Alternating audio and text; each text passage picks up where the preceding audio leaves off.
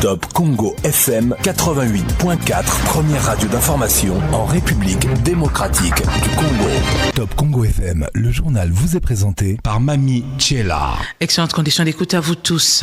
Recrudescence de l'insécurité, on en parle également dans la province du Congo central. Des hommes armés, souvent munis d'armes blanches et d'armes à feu, continuent de s'aimer la terreur dans les villes de Matadi, Boma et Mbanza-Ngungu malgré les récentes mesures prises en début de semaine par le Conseil provincial de sécurité, dont des patrouilles mixtes FARDC, police et interdiction de circulation des motos la nuit.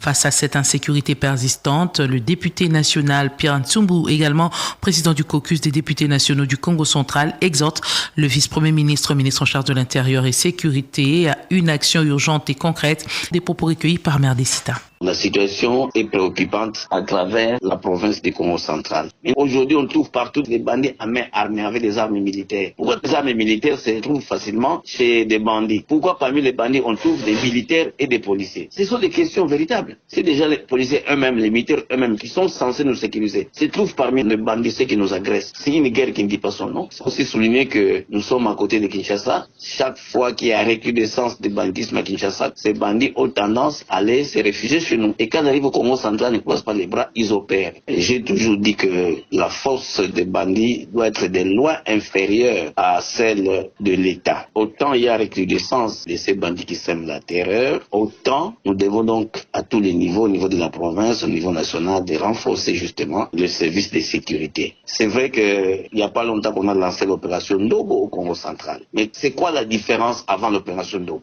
Qu'est-ce que l'opération Ndobo a apporté en termes de renfort sur le plan des moyens humains, en termes de nombre de policiers, la qualité des policiers, en termes de moyens logistiques et pourquoi pas en termes de moyens financiers? Nous, en tant que députés, devons commencer à dénoncer, mais aussi le gouvernement doit faire son travail. Et les ministres de l'Intérieur, au niveau de la province et du niveau national, ils doivent se pencher sur la situation avec les gouverneurs pour que cette situation prenne fin.